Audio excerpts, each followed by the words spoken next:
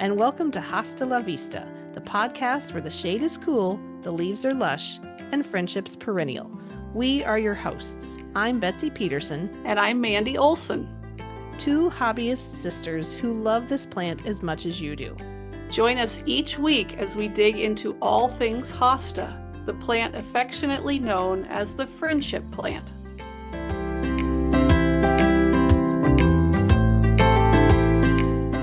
This week, we are taking you along on a little journey. Well, sort of. Last summer, Mandy and I headed out to Shakopee, Minnesota to visit a truly special garden tucked away amongst the cornfields. It's one of those places where every turn reveals a new surprise. Towering hostas, delicate variegated beauties, and even a serene pond to soak it all in. Our guest not only grows stunning hostas, but also opens her garden to visitors by appointment. And if you're lucky and plan ahead, you might just go home with a new favorite clump in hand. Whether you're wandering through her peaceful garden or chatting with her about hostas, our guest has a knack for making everyone feel right at home in the hosta world. We're thrilled to share her story, her gardening secrets, and the plants she loves most. So without further ado, join us in welcoming the amazing Kathy Pedersen of Heavenly Hostas. Welcome, Kathy. It's good to be with you again. Thank you. It's great to see you too. Well, let's start with how did you first discover hostas? Well, I worked for Ben and Hideko Gowen in Excelsior. I had 4 kids, and I thought what a great place to go to a greenhouse and be away from kids for a while. So as I worked for Ben and Hideko, I discovered the favorite plant, hostas. Well, what inspired you to turn your personal love for hostas into heavenly hostas? When we first started our gardens, we had all sun. We had irises and peonies, and as the trees matured, everything obviously turned to shade. And when I worked for Hideko, she'd say, better get started.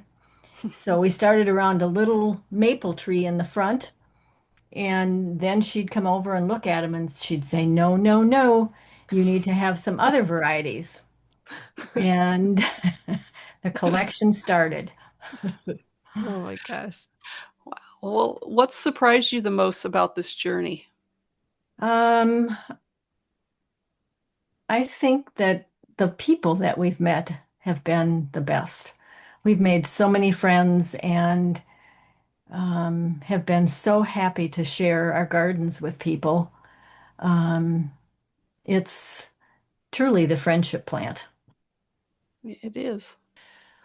Well, Hideko Gowen was, for listeners who may not know, Hideko Gowen was a beloved and influential figure in the hosta world, known for her thoughtful hybridizing work and for introducing probably close to 25 important cultivars.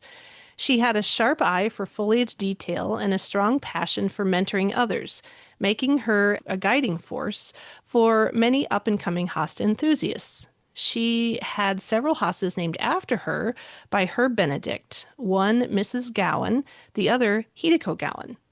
You know, I saw the Hideko Gowen hosta at the Arboretum last week. She actually Really? has, yeah, it's on display there. It was really neat.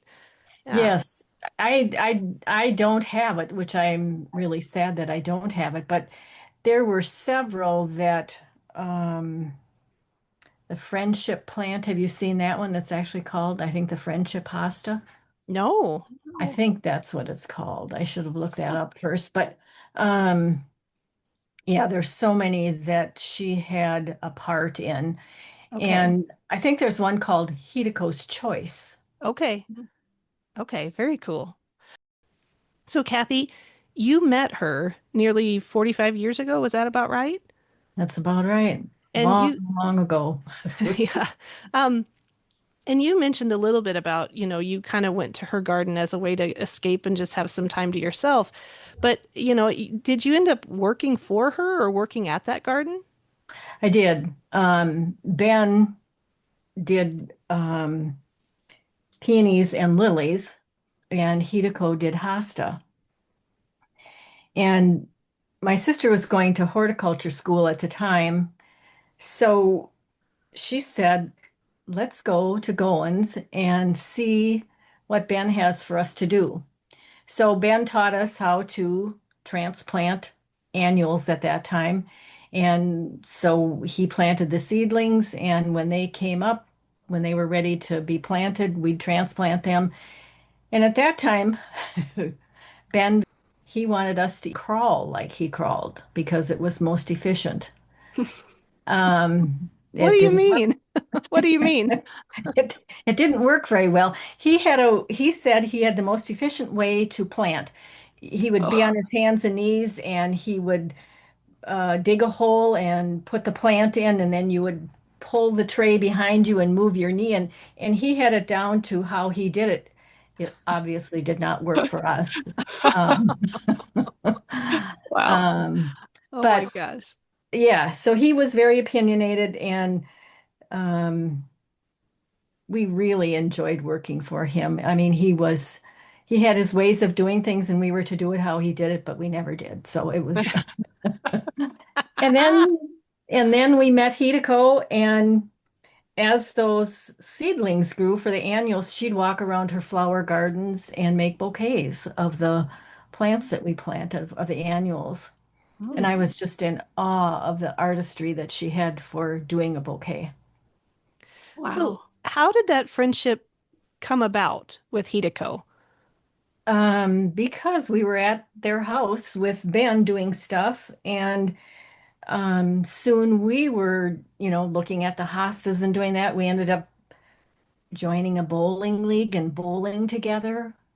Oh, cool. Um, we went on garden tours. We went to Hans Hansen's garden with her. Oh, Um, wow. yeah, so she took us under her wing and even tried to teach us how to hybridize. Oh, very cool. So, would you say she was kind of a mentor and a friend? Absolutely. Okay. So, what are some of the memories you have the most about her? Both of them were very opinionated and obviously very successful at what they did. And as we started doing our garden and developing them, then they'd come over and then they would be just delighted to see our gardens and how they were growing and changing. And they'd call us how proud they were of us for doing what they told us to do. Um, and yeah, I think that was the best part of the friendship was, sharing it back and forth. Very Yeah. cool. Well, not all gardens are created equal, and in Kathy Pedersen's case, it can feel like her front and backyards belong in entirely different growing zones. This phenomenon is what gardeners call a microclimate, small areas within a yard or garden that experience different temperatures, light, and moisture levels due to things like buildings, trees, or slopes. Kathy, you've talked about how differently your front yard and backyard behave. For those who might not know what a microclimate is, could you explain what makes your two spaces so distinct and how you've learned to work with that? Well, our backyard is gets a little bit more sun right in the center. The rest of the gardens are surrounded by buildings, like you said, trees, Mhm. and we have a pond back there. So on all sides, there's either mature trees or buildings and more sun. The front and the north side of the house get less sun and bigger trees and more competition with roots. So Mm. the front area really comes up probably 2 to 3 weeks later than the backyard does. Oh, Wow. That It's is it it's noticeable difference. it's a huge difference. Um, yeah, it's huge. Some things are up, maybe 6, 7 inches when the front is just peeking out. wow.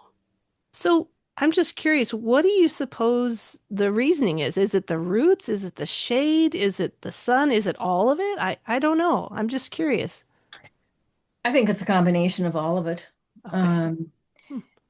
it's like the backyard is like a little spotlight or a magnifying glass because of the sun coming around up over the Mm-hmm. buildings and then it magnifies it. And Mm-hmm. I don't actually know what the scientific part of it is, but it certainly has an impact on our gardens.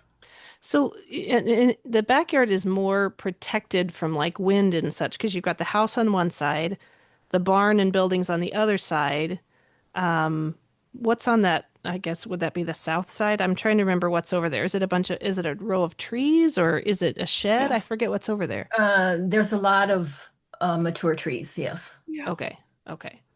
Hmm. But the roots aren't in competition because it's far enough away, like in the front yard, they're planted underneath pine trees. So I Yeah. think the roots do have are a big competition in the front. Yeah. Yeah. Hmm. Hmm. Well, how do those different microclimates affect your hosta choices? Well, an example would be embroidery. I had that in probably 5 different locations in the front, and it just never would take off. It seemed to be getting smaller and smaller. Oh, I moved it to the backyard, and it the first year looked a little bit bigger, and now it's just a nice, flourishing plant. It's just a hmm. beautiful plant and did nothing for probably, I bet I moved it 5 times. Wow. I remember Does- that one from your garden. It was gorgeous. It yeah. is. Wow. I remember when we were there, I thought you had said you had lost a tree back there in the middle and you had some umbrellas over them. Am I correct? Yes, that Yeah. is going to be an issue now. We have a Yeah. ash tree back there. And so we do have a lot of umbrellas up now Yeah. to protect them because that huge ash tree is going to make a difference in that garden. Well, it already Yeah. has. Yeah. Yeah. Have you cut it down yet or not yet? No, we haven't cut it down.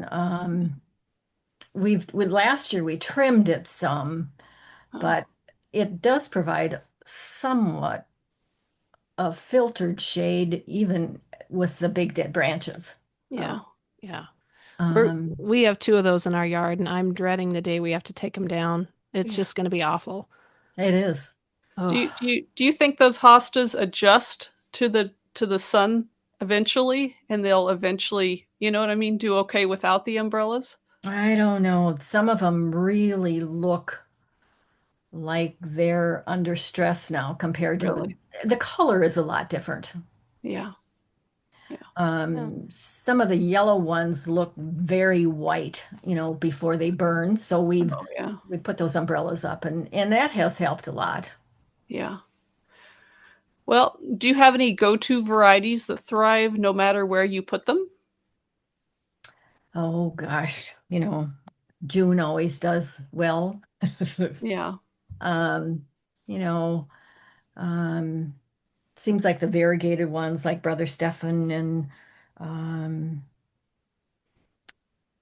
Sage and all those Hmm. seem to do well. As long as you give them enough moisture. That's Yeah. another key thing I think is keeping them watered when it's so sunny. Yeah. It's For true. sure. Well, listeners, in 2016, Kathy's home garden didn't just get recognized, it won a contest, the Beautiful Gardens Award, a prestigious honor celebrating some of Minnesota's most exceptional and inspiring home landscapes. These gardens are chosen for their beauty, thoughtful design, and creativity. Kathy, can you take us back to the moment you found out that you had won? What did that recognition mean to you?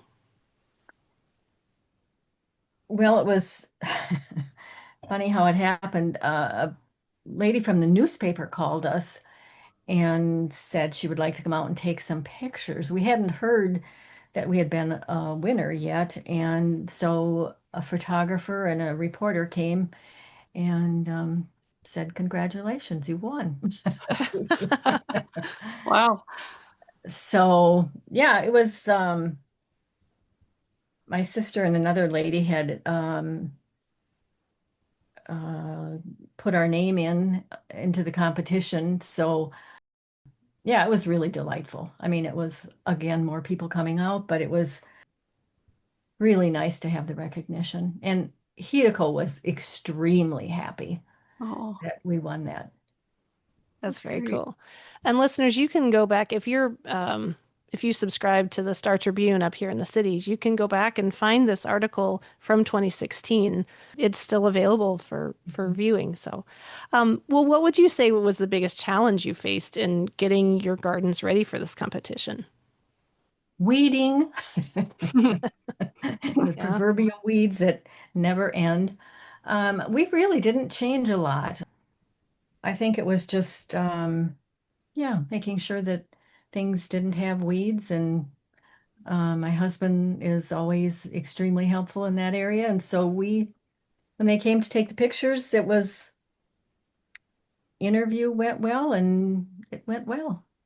Good. in the article there was a picture of, I want to say, a giant eagle or something that your husband had made out of wire. Do you still have that? Yes, yes. Okay. He has made an eagle landing on a branch and he made an eagle flying and has sold numerous of those as Oh, well. We still have one on a dead tree that is in our backyard that's perching there. And then he's made little bees and butterflies. Um, yeah, it's unique things that most people don't have in their gardens, I think. Oh, yeah. definitely. And there was a picture of a your potting shed or something, but it looks like something out of The Hobbit. I mean, it's just this adorable little A-frame with the little flip on the edge of the roof. It's so cute. I think that area of the garden, that's where the pond ended and the water ran down there. And I said to him, wouldn't it be fun to have a little shed there that had a little swaled roof that would add some interest? It's kind of a surprise when you look in that area. So he got out the lumber and built the little shed for us. And Oh, Well, yeah, that's so awesome. I think it's a that's a good thing to have when an element of surprise in the garden. yeah, definitely. It's a good thing to have a carpenter as a husband too, huh? Extremely. Yeah, he's built the bridges and the ponds and hauled the Yeah. rocks and Oh, everything. So that's great. Do you think there was one part of your garden that clinched the win or like a focal point that really draws people in? I think the back area, one of the photographs that Mike actually took with a drone, was an aerial view, and the color combination in that garden, it was, he came from the driveway and just flew over the top of the garden at a really good angle and took that picture. And the colors with no editing seem to be early in the morning and late in the evenings are seem to be the best time to view the garden because Yeah. the colors are so beautiful. Hmm. Yeah, I think that's what initially drew me to your garden was your Facebook posts where you have some of those aerial shots looking down into your garden, and I thought, wow, I can make an appointment to go see this place. Yes, please. Let's do it right now. And you were gracious enough to, allow us a date to come out and take a look. But yeah, I think the way you've arranged the hostas is just beautiful. You've got, all the different variegations in with solids, in with chartreuse, and the sizing is all right. And it's a really it's very appealing visually to walk through your garden and see that. Thank you. Yeah, it's sometimes I go out there in the morning, when the sun is coming up and just walking through the garden that's actually why we named it Heavenly Hossa. It just feels heavenly to me to go out there in the morning, especially, and a new day is coming and it's Hmm. just heavenly out there. Yeah, Hmm. for sure. Well, did winning that award bring any new attention to Heavenly Hostas or change anything for you guys? Oh, Lord, yes. It was in the newspaper, so lots of garden clubs called and said, can we come on tours and lots of fun people. We got to meet you too. Hmm. And one group called and said we'd like to come, and a bus came with 50 people on it. Oh, jeez. And we had no idea that the garden club was going to be 50 people. I mean, I couldn't believe it when we looked down the driveway and a Greyhound bus was down there Oh, and our little tiny driveway. And he came right up and it was filled with people, but it was fun. It's all been really good. Oh it's like my. a clown car. People just keep getting out, keep getting out, keep Yes. getting out. Yes. Oh my goodness. Well, what advice would you give someone dreaming of turning their home garden into an award winner? Labeling. I think when you start putting the plants in, when I started putting them in, I didn't think I needed to know the names of them. But as the garden kept getting bigger, I kept thinking, oh my gosh, no, I'm not going to remember those names. So then to go back and remember those names and to find out the accurate name of them was challenging. So we got the Hostopedia and still have some that I may question some days. Mm-mm. So I think labeling them, putting a label in the ground with the plant so that when you dig it up, you have that name under the ground if the top of the labels, name tags get destroyed somehow. We had a dog that used to run through the garden and break off the labels. The neighbor's dog came over and chewed off a whole Oh, section one time as they were chiming in the wind. So Oh no. even having a map of the garden, I think is mhm. helpful. Yeah, That is a good idea. Thank you for that. yeah. All right, well, it's time for our first fun segment we call Finish the Rhyme. We'll read you a 4-line riddle, and your job is to guess the hosta name that finishes the rhyme. Are you ready? I think so. Okay. All right. With ruffled leaves and colors curt, it hugs the ground in tidy flirt. A compact pop in garden dirt. This beauty's called. Mini skirt. Very good. Yep, you got it. All right. Second one. Its cupped up leaves hold rain that poured, with blue so bold it can't be ignored. A shady gem, you won't be bored. This water catcher's. A Beekwood drinking gourd. Very, very good. Man, we can't trick you at all. We should have known better. She's got tags on everything. That's right. You walk by them every day, you know what they are. You know what they are. That's right. All right. Well, how has your relationship with gardening changed over the years? Well, when you're 40, it's easier to dig and do everything than when you're just about 80. So, I think over time it gets harder because it's not as easy to do all the things that you did when you're young. But it doesn't mean that I like it any less. And whenever I'm out there, it never feels like work. So, I don't know. I've just always enjoyed it.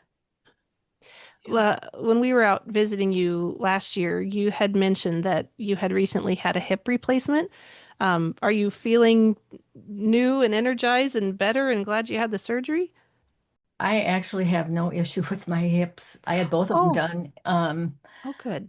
One was fractured and from falling on a bike, but I had the surgery and I thought to myself, I really need to be able to be out there in the garden. It's going to help everything.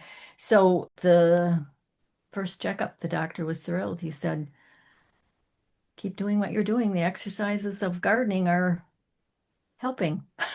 Good. Good. That's Great. great. Yeah. Well, what do you like the most about inviting people out to your heavenly hostas?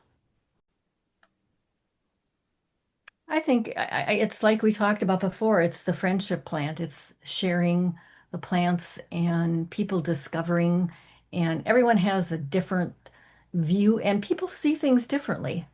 Um, Somebody thinks that some hosta is blue. Other people say that isn't a blue hosta. It's not blue. I don't see blue. So, we all see things differently, and some people notice minute things, and other people notice the buildings. I think it's everybody sees things differently, and um, I think that's exciting to see what they see. Yeah, for sure. Well, is there a particular hosta that just gives you trouble or that you have trouble growing? Um, one was Eagle's Nest. That this year didn't come back, which was Mm. it never really flourished, but it didn't come back this year. I think that was one of the ones. Tattoo, I had I think three of those, and I've never been able to get that one to grow, although I have Mango Tango, and that seems to be doing just great. That's kind of Hmm. the same group. Yeah. Um, and I did have a Dorothy Benedict, but I don't have that anymore. Mm, man, Sad. it is. It's really sad to see them go, especially one year they're big and beautiful and bold, and the next season they just don't come back at all. I lost several too. It was Did awful. you? Yeah. Well, what keeps you inspired and excited for, say, next season? I don't know. Every season seems to be different. You know, we do a lot of companion plants with the lilies and Martagon lilies, and this year with the rain, I think some of the hostas have doubled in size. And Mm. to see even like Marybells, they are much taller than they've been any other year. So I don't know. It's just exciting to see the change every year that happens. Yeah. Yeah. All right, Kathy, time for a little lightning round. Just say the first thing that comes to mind. All right, mini marvels or massive clumps? Oh, massive clumps. Yeah. Nothing like a giant hosta as an anchor in the garden. Oh, I agree. All right, dig and divide or pot and label? I just love digging. Always love digging. Waterfall trickle or frog chorus by the pond? Oh, I think the waterfall trickle is just so soothing. That's a very prominent feature of your garden too, is that waterfall that kind of flows down to the pond. Yes, it's attracting birds and frogs and turtles and raccoons. Uh-oh. All right, visitors who ask a million questions or visitors who silently point and whisper? I think some of the most fun we've had with visitors are sisters, moms and daughters. It seems like that connection of the excitement of them talking about what they're going to do in their gardens, Yeah. and the excitement of what plant they're going to get to put in their gardens has been really the best. Yeah. Yeah. I know we left and had a million things to say to each other. Oh, yeah. Yeah. All right, early morning garden stroll or sunset watering session? Oh, the early morning has got to be it. Yeah, it is less bugs, right? Yes, and the colors are just beautiful. It's the best time to take photographs as well. That's true. Yeah. All right, a tour group of 12 or a single plant hunting super fan? A single plant hunting super Yeah. fan. Yeah. Well, Kathy, is there a piece of advice you would give to someone who is just starting to get into hostas? Well, I have a neighbor girl who is just starting, and it is gigantic, the garden that she's doing. And Mm. I think you have to start slow and don't be afraid to move them. Gosh, we move them all the time. Think That's of good. them on roller skates. If they're not where you want them and they're not doing well, move them someplace else. Um, what is something that hostas have taught you personally? Oh gosh. Um, I guess patience. You have to wait for them to get big. First year they're sleeping and then creeping and then leaping. So I guess the patience to see them come to their full maturity has always been exciting. Yeah. Well, any final thoughts you'd like to leave listeners with? Grow hostas in the shade. I mean, people think there's no color, but I think the color with just the leaves of the hosta are magnificent. Yeah, for sure. I agree. Well, Kathy, thank you so much for being with us today. We're inspired by your story and your garden and your decades long devotion to this wonderful plant. If listeners want to see your garden, what would be the best way to do that? They can find us on Facebook and they can message us. Um, we do it by appointment only. Um, Otherwise, people come at 7 in the morning and are here until 10 at night. We're No. like to share our gardens, but during certain times. So if they message us and they can pick a day and a time, we're usually available. Okay, great. And your garden is Heavenly Hostas, and you can find that on your Facebook page. Right. Okay, Right. perfect. Well, join us next week when we sit down with Andy Marlowe, former president of the American Hosta Society and current photo editor of the Hosta Journal. We'll talk with him about photography, society leadership, and the stories behind the pictures. Be sure to follow us on Spotify or Apple Podcasts and like us on Facebook. We always welcome your questions or comments at Hosta La Vista podcast at gmail.com. Until then, Hasta la vista, baby.